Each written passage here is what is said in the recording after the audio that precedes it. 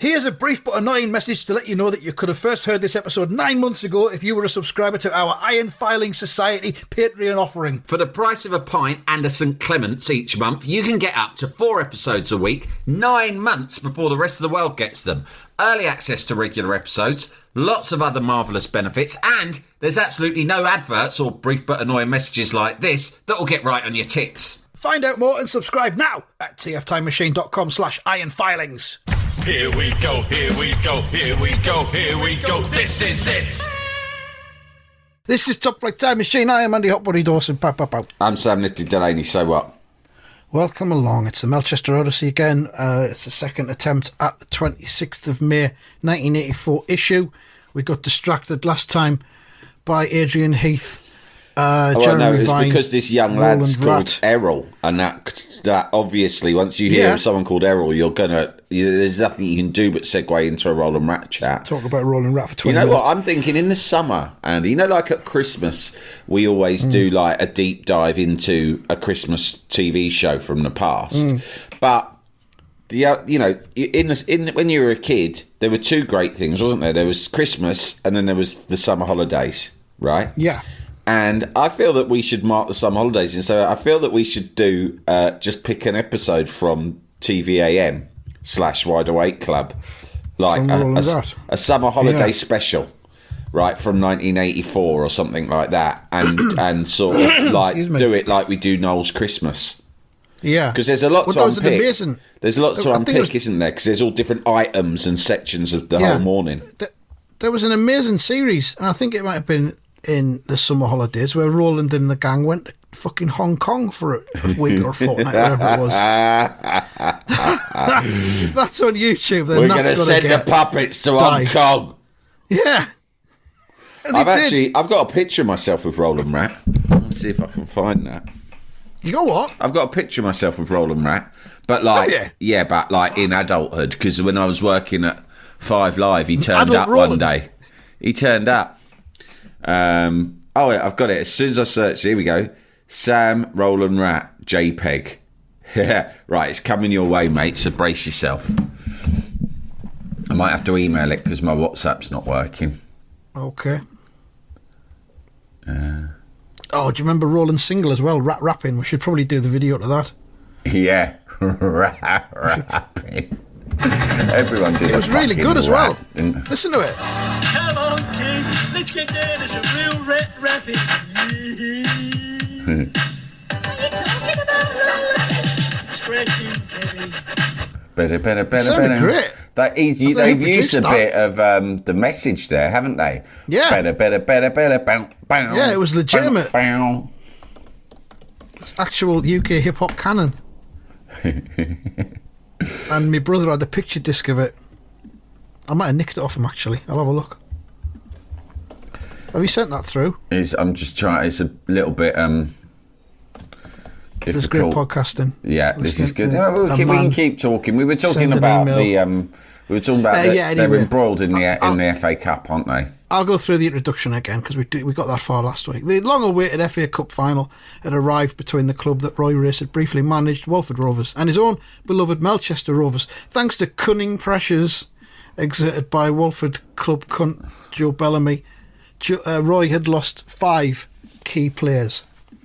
One of the replacements, a right-sided defender, Errol Bridger, only 19 years old.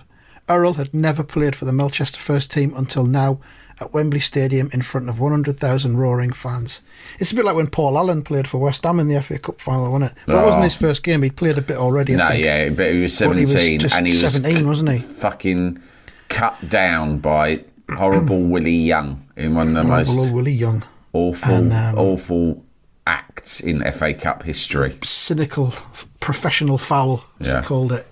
And then Norman Whiteside, again, 17, played for Manchester United a few years later in the cup final. That sort of stuff's so exciting, because when you're like 9, you see a 17-year-old playing, you think, this kid's like if you went to a school with a sixth form, which I didn't, but if you did, you'd be, fucking hell, that could be a kid at my school. Yeah. The rat picture's winging its way to you now, so brace yourself there it is. for I have it. And It says the title of the email is Sam and Rat. There he is. There he is. You've got him in a headlock. He looks happy though. Look at his shirt. I love his style. He was always wearing like a really fun sort of like Hawaiian style shirt, pair of Ray-Bans, and sort of a hat not unlike the one worn by Ben Volavant Del Piero of Curiosity Killed the Cat. Fucking hell. He looks incredibly cool. He does, doesn't he? That's amazing. And that other lad is Andy May, who's a sports broadcaster now, I believe. Right. I'm just looking him up, see what he's up to nowadays. Yeah. Yeah, just email the results over when you find out. Yeah. Well, this can't be him. This is a different Andy May on Twitter because it says the gratifying triune of law, media and sport. Could be him. What? It could be him. It's media and sport in there. I don't think it's gone him. off-piste. Don't think it's him. Although it does look quite similar to him. Maybe it's him. Anyway, let's crack on with this cup final. Yeah, anyway, so one of the replacements is right-sided defender Errol Bridger. And we see a picture of Bridger's face, and he just looks terrified as to what's happening. He doesn't look 19, he looks about 35. But everyone did back then. There's a Walford winger coming down the wing, and Errol Bridger is in a sort of an attack stance as he prepares to try and tackle this winger. The crowd say, Walford are putting pressure on Bridger already. He looks really shaky. It's the biggest moment of his life. All right, calm down. Fucking hell. And Anderson is the name of the winger who goes towards Bridger, but he just goes straight past him. Bridger lunges in with an oof. Terrible tackle. Anderson's gone past him. Bridger's nerve let him down. His nerve. You've been let down by your nerve. You weakling, you mentally feeble character. We've talked before about how nerves were more of a discussion point in the 80s than they are today. Yeah, it was just you're bad with your nerves, weren't you? Yeah, all this mental health chat. Back then it was just about you either had nerves or you didn't. Yeah. It was simple as that. My nerves are playing up again. I'm bad with me nerves. I'm a martyr to my nerves, I am. A martyr. Yeah, I had a sort of a relative who was well known for her nerve issues. She's on the pills again for her nerves. Yeah. Oh, she's rattling, she is. Yeah, and you had nerve pills. She had her nerves were so bad that she used to sometimes wear adult nappies, but not because she actually had a bladder problem, just because she obsessed over the possibility of one day accidentally wetting herself, even though I don't think she'd ever done it. It was like a case of better safe than sorry. Do you know what I mean? Fair enough. Yeah, that's the nerves for you back then. I'm not judging her for that. I mean, no. The older I get, the more I sort of think about taking those kind of... I mean, that's just basic logistics, really, isn't it? No, you can buy pants now that act as adult nappies, can't you? You can get tenner pants for men now. I've seen the adverts. Is that right? Yeah. Well, as a logistical king, that must be appealing to you, especially when, say you're doing a long drive across the country, which you do from time to time. You're going to save yourself precious moments if you don't have to pull over for a piss. Just piss into the tenner pants and then discard them later on. Lovely. And they're probably biodegradable, I imagine. Yeah. Discard them into a field or a canal. Chuck them at a cow. Yeah. Here, I'll have that. Here's a fucking little mid-morning snack for you. Moo. We don't eat piss. Cows don't eat pissy pants. Yeah, you fucking do now. You eat anything. They do now, you weird cunt. Well, I'll tell you what, give it to the pigs. They'll have it. They'll eat anything. So over the page, and what? I thought they were going down. They were going down the left-hand side, and then all of a sudden they're on the right-hand side. Cross comes in from the right-hand side for Walford. The cross was inch perfect. Diving header by, I don't know who it is, Walford player, who, as he dives and heads the ball, thinks to himself, get in there. uber confidence. But look, who's this in goal for Melchester? It's only Walter. Speaking of nerves, fuck me, it's Walter Williams, the most nervous goalkeeper in history. Oh no, this is all we need. So there's no Charlie Carter, out injured. There's no Tubby Morton, presumably retired, running a sweet shop or something now. A nice little sweet shop, that's all I want. I can picture myself on the missus. Sometimes I even play act it in the mirror. What's that? A quarter of rhubarb and custard, young man. No problem. Shovel. I love the little metal shovels that you shovel them out with. Put them in the scale. Clink, clank, clink, clank. Oh, hang on, that's just over. 12. I'll have a couple myself. Oh, here you go. 2 for you, 1 for me. 2 for you, 1 for me. That's the way I work it. Well, you see, I pay wholesale for them, so really it's all free for me. The missus says I'm eating my own profits. What else am I going to do? I can convert it to cash, I suppose, but then I don't want to spend that on sweeties anyway. So I might as well just cut out the transaction fees and eat the sweets straight from the pot. She wanted me to have a butcher's shop, but what's the point of that? I don't eat raw meat. Well, I mean, I have once or twice. But, I mean, you got the sausages. You've got the sausages all there in front of you and all the chops, and you have to cook them first. That's a level of temptation I can't handle. Oh, well, it's right in front of me, and I get fiercely peckish around mid-morning, no matter even if I've had a big breakfast. It's to do with my metabolism. If there's chicken there, I'll eat all raw chicken out of desperation, then I get awful sick from it, you see. Last time the doctor said I'd almost died, and he said I would never to do it again. And the very next day, guess what I did? I ate another raw chicken. I did it again. He said, you're dicing with death now, Tubby. You want to get yourself a sweet shop. You can always eat a raw sweet, no danger at all. So that's what I did. I mean, I thought if I had a butcher's shop, I'd just spend half the time crouched under the counter with one of them camping stoves, frying up the stock. That's no good. Takes too long. Mind you, it's a lovely smell. It would fill the whole shop with an enchanting aroma, wouldn't it? That what takes too long. Thing is, now, if I fancy a paw full of cinder toffee, I'll just fucking stick my hand in and I'll do it. Sometimes I use one of my little metal pot shuffles just because I like the way it sounds when it goes through the sweets. The aniseed twists or what have you.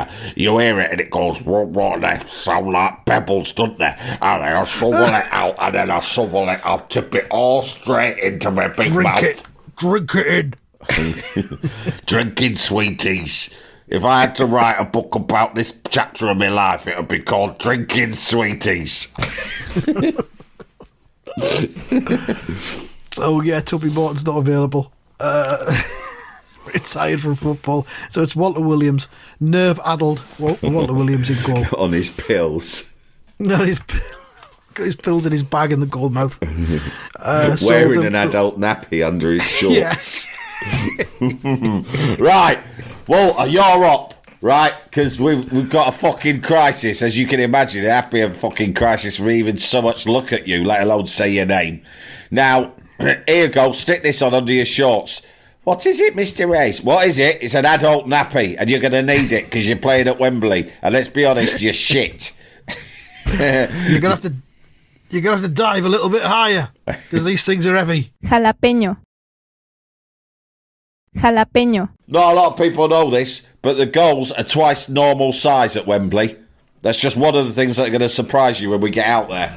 The ball is bigger, the goals are bigger, the pitch is 4 times as big. You will definitely get cramped near the end. That's what happens. All week we are going to practice that thing where one of you lies down having cramp and the other one stands up and straightens your leg out for presses his leg into his body because it's come loose. Walter Williams palms the ball against the crossbar and shouts "Ooh!" as he does. It's rebounded, says a fan. And oh fuck me, who's this? It's Joe Bellamy. Oh, Joe Bellamy done the header as well. Oh, gutting. Bellamy rattles it in. Yes! Shout the fans. Melchester Rovers 0, Walford Rovers 1. Bellamy runs up the touchline with the single arm in the air, Alan Shearer style celebration. And he just shouts to no one in particular, and there's more to come, Melchester! You're rubbish! You've only got half a team! Fucking hell. What a cunt. It's not enough for him to score, is it? He's going to run off. You've only got half a team, thanks to my cunning pressures! Thanks to my overhead assault on your fucking mentality. This is going to go down in history and be known as the Cunning Precious Final. Like the Matthews Final in 1953. Or the White Horse Final. Yeah. So, yeah, you've only got half a team. And his teammates are following his celebration, running after him. Good old Joe, shouts another one. The cup's as good as ours. Yeah, you reckon? Inquest in the next panel. Walter Williams is still on the ground. Earl Bridger says, "Oh, sorry, Roy." Walter Williams, "My fault. I should have stopped it." You couple of fucking clowns. Both of you, off now. No, I'm not bringing anyone on. Just fuck off. We'll play with fucking 9. And no goalie. I'll go and goal and play up front.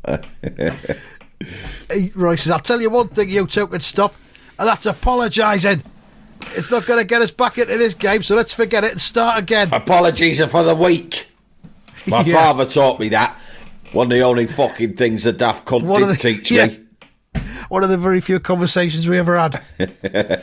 I remember he came into my room and he shouted at me. He fucking reeked of brandy. And he said, "Apologies are for the weak, Ray." He used to call me Ray. I don't know why. And then he just staggered off and I heard him coughing and spluttering in the toilet for the rest of the night. Crying. He was crying. The next day, my mum had gone. Never saw her again. Never any explanations.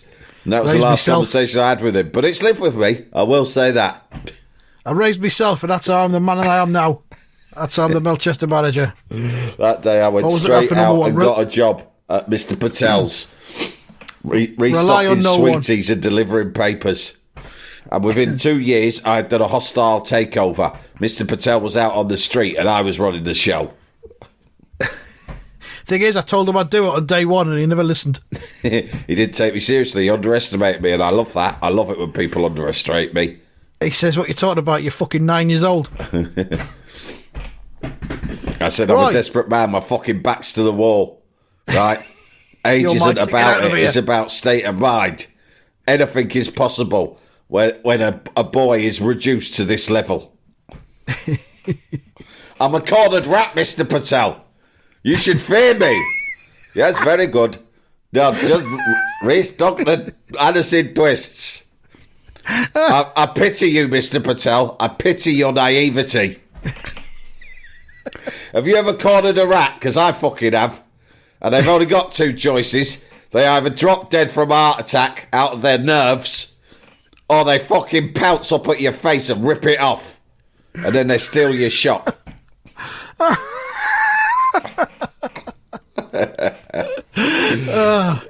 So Blackie and Roy are having a conversation.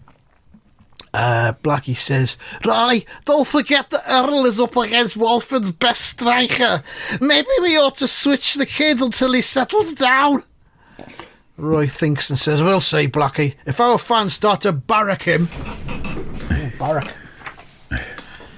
But they don't. Roy looks up at the Melchester fans and they're all shouting, "Bridger! Bridger!" Our fans chanting Earl's name? Barrack him? They're trying to lift him. Bless their hearts, he says. Bless their hearts. Our fans, the most notoriously finicky, bitchy little group of people in this country, tedious, whining little fucking slags, are actually doing some fucking supporting for once. Bless their little hearts. As the game resumed, Roy thinks if that doesn't boost his confidence, nothing will. Bellamy shouts, "That's it, Walford. Close down Rice. Don't give him a chance to play." Roy finds himself facing 4 Walford players who are all grinning at him for some reason. Bellamy's there, of course, the cunt. And then a voice from the side shouts, "With you, Roy." Ah, that sounds like young Earl. And Roy just flips the ball over the line of Walford defenders, and Bridger has made an overlapping run. And look at Bridger storming up the wing. And he is indeed. Yeah, he's in the middle of the Walford half on the wing. "Something tells me he's found his feet. Pretty fast feet too," says another one. "What a run!" Fucking hell. Next panel, Earl puts a cross in. "Now, Earl, near post," shouts Roy. Continued on back page. That's where I'm going now. Can you hear that? The ASMR there for you. Back page. Fucking hell, Roy's volleyed the fucker in. That is a fucking... That's some volley, isn't it? Yeah, right foot as well. Have that. As usual, left That's foot. a proper... Have that, cunt. Bang. Yeah. God, I'd be loving this cup final. This is really on. You could have that for free. Whoa. Imagine this being on the telly. Fucking hell, when you're 10. Those were the days. 1 each. Roy's equalised. Hooray! Uh-oh, but... "Ref, look. The linesman's got his flag up," says Bellamy. "You've got to consult him, ref," says another teammate. "Consult him?" The linesman runs over to the... Sorry, the referee runs over to the linesman and he said, "What's the problem, John?" "What's the problem, John? I saw you got your flag up there, John. Is there something wrong?" Right, John, you've got a problem. Come on, don't be shy, tell me. "You want to get me attention? Something going on, John?" Quick as you like, John.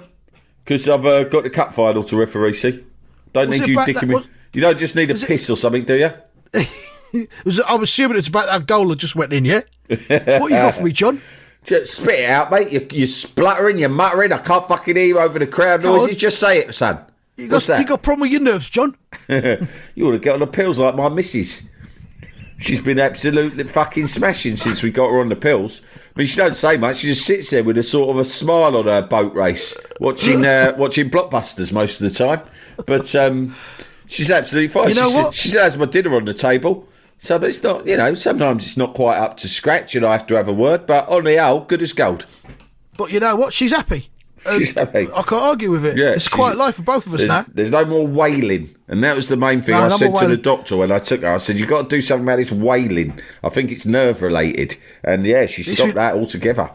Yeah, she used to be smashing stuff up. Anguish. A lot of anguish in the house. Oh, so much Not anguish. anymore now. She's very calm. I can't take it, you see, because during the week I work for an insurance firm, and then I've got my refereeing to prepare for at the weekend, and I can't have the distractions. You know what I mean? Can't have it. I said to her, I can't have it. You're gonna have to go to the doctor, and whatever the doctor gives you, you bloody take it. And he gave her some bills. I've got to do the paperwork at the kitchen table, and you see the kitchen goes right through into the dining room, living room. It's like, there's no wall, there's no partition, no separation. So I'm in the kitchen table doing my insurance stroke referee paperwork. She's in the other room having a fucking kick off about something. Wailing her fucking nut off. Wailing and pulling the fucking china off the fucking mantelpiece again. Saying she can't go to see her sister down in Kent because she's worried that she might fucking wet her knickers on the train on the way there. She can't even get on the right train, to be honest. There's two changes. Turn it in, will you, for fuck's sake? You're not going to piss your knickers on the train. Whatever put that thought in your nut. But she says the more I think about it, the more likely it is to happen. But, human mind's a weird thing. Anyway, John, what was that flag ball? What's the problem, John? Getting back to this flag business. John says, the ball had just sneaked over the dead ball line before Bridges centred it. It's a goal kick to Walford. And we see a close-up of John's face saying this. We also see a close-up of the ball on the dead ball line. Look at that ball, Sam. Look at that line. Has that ball crossed the line? Not by today's laws. That's it, fuck. Who was it in the World Cup? Was it Japan or was it South Korea? I think they it was beat Japan. Yeah. Germany. Yeah. They beat Germany, and the ball seemed to have crossed the line. I still say it crossed the line. But there was that aerial above view, wasn't there? Yeah, and it looked like the whole surface, like lower surface of the ball, is over the line, but some of the curvature is still kind of casting a shadow over the line. Then it counts as not over the line, which I personally think is silly.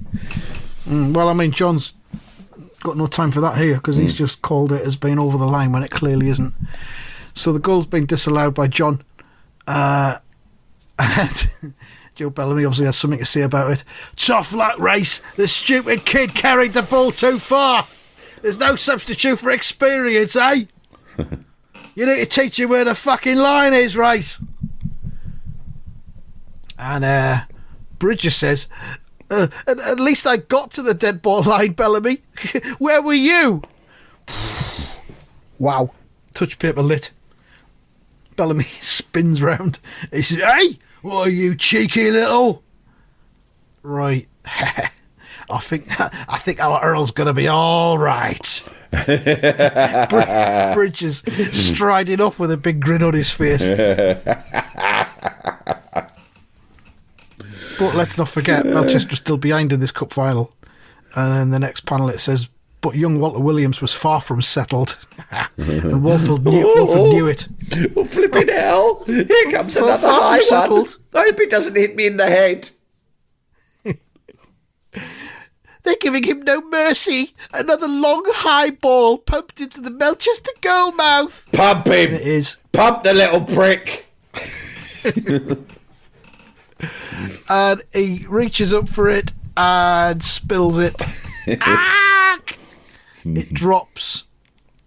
Oh, heck. He's fumbled it. Here comes number 2. And someone else shouts, go for it, Walford. 2 Walford players running in on goal. Right into the path of the ball as Williams fumbles it. And that's where it ends. Proper cliffhanger stuff. What a cup final, mate. I'm loving it. I'm absolutely loving the drama here. Yeah. It says, will Walford retake the lead?